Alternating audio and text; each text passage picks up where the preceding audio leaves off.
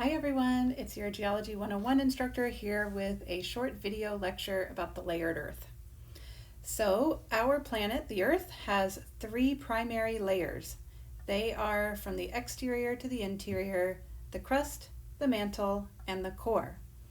A common analogy that is made between the Earth and another familiar object is an egg. The egg also has three primary layers. From the outside in, they are the shell, the white, and the yolk. So in this analogy, of course, the shell is like the crust. The white, which is the most voluminous part of the egg, is like the Earth's mantle, which is also the most voluminous part of the Earth. And in the interior, there is the yolk. It's a reasonably good analogy for when we're first starting to learn about the Earth. Perhaps you're looking at this slice through the interior of the Earth and you're asking yourself, how do we know that? Well, there's a simple answer. We know it because of earthquakes. When an earthquake occurs, seismic energy is released, and that energy moves throughout the interior of the Earth. Seismic waves, however, move at different velocities depending on the density of the layer through which they're traveling. Some layers are very dense, and seismic waves move very quickly. Some layers are less dense and seismic waves are dampened or they slow down.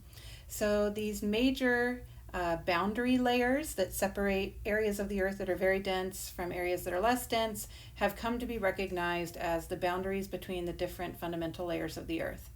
There are also seismic waves that cannot move through liquids, and that's how we know that the outer core is actually made of liquid. I'll get to that in a moment. So the Earth has a crust, a mantle, and a core, but it's not quite that simple. So I'm going to sketch out some more complexity in terms of the Earth's layers. Let me see if I can add I want to do it down here. Add a blank slide, and I'm going to do my best to draw it for us. So let's take a pie slice through planet Earth, and let's review these layers. I've told you, of course, that it has a core, a mantle, and a crust. However, it is more complex than that. The core is not just the core, the mantle is not just the mantle, and the crust has different types. Let's start with the core, which is the simplest thing. The core actually has two fundamental layers. It has an inner core, which is made of solid iron and nickel, and it has an outer core, and I should have done these in different colors. I don't know what I was thinking, because it is also iron and nickel, but it is liquid. So it would have made sense to do that in red.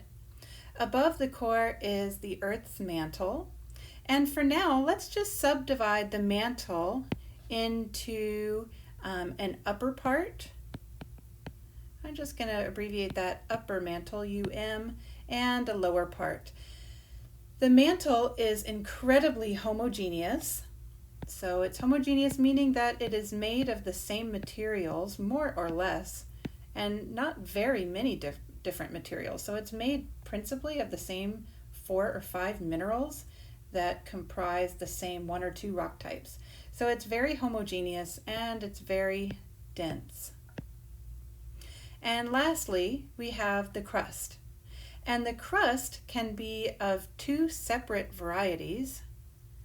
The crust, unlike the mantle, is incredibly heterogeneous. So almost every rock type that you have ever heard of exists in the crust. It has granite, limestone, sandstone, basalt, you name it. If you can think of a rock type, it exists in the crust. It can be broken down into 2 components, the oceanic crust and the continental crust. Not surprisingly, oceanic crust underlies the Earth's oceans, whereas continental crust underlies the Earth's continents.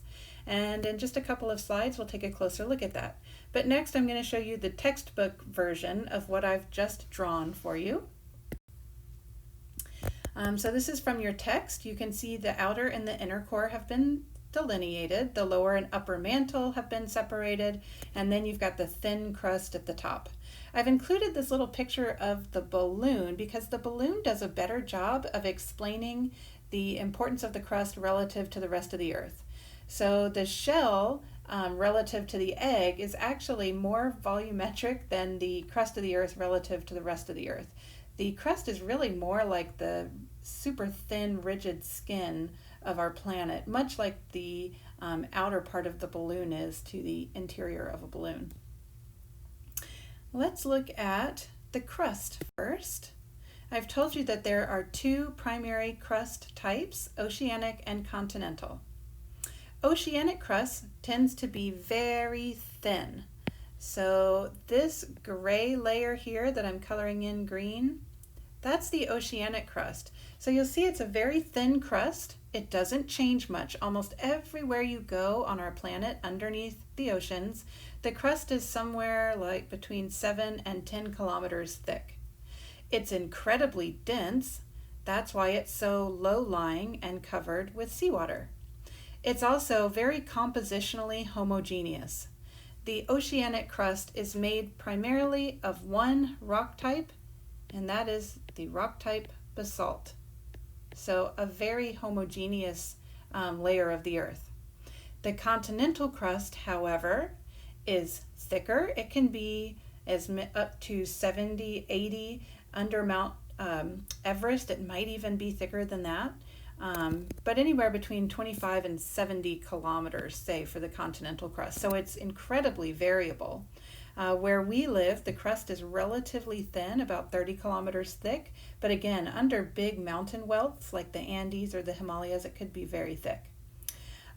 The continental crust is less dense. You can think about it as being a lot more buoyant. So it kind of acts as a wine cork, floating in the mantle beneath it, whereas the oceanic crust is more similar to a dense, thin pine wood plank, for example. The continental crust is compositionally very heterogeneous, so we can't describe the continental crust using a single rock type. It has almost the entire periodic table contained in hundreds of common rock-forming minerals that make up a huge variety of different rock types. The mantle is the largest layer of the Earth. So it comprises most of the Earth, both by volume and by weight. It is very thick, it is dense, and as I've told you before, very homogeneous. Much of the mantle, in particular this part here of the upper mantle, can flow. This is very confusing to new geology students because the mantle is made of solid rock. It's not liquid. It is by definition a solid, but over long spatial and time scales, it has the ability to flow, much like a silly putty can. And that ability of the mantle to flow is what allows for rigid pieces of the Earth's crust and uppermost mantle to move relative to one another. And when we start talking about plate tectonics, that'll make a little more sense. And lastly, going back to the core, I'll just remind you that the core has two different parts. It has an inner and an outer core. They are both made of iron alloy, mostly iron and nickel, very, very dense. The inner is a solid, the outer is a liquid, and it's the ability of the outer core to flow that generates the Earth's magnetic field. And we will be talking about Earth's magnetism quite a bit in future lectures. Thanks for tuning in, and I'll see you next time.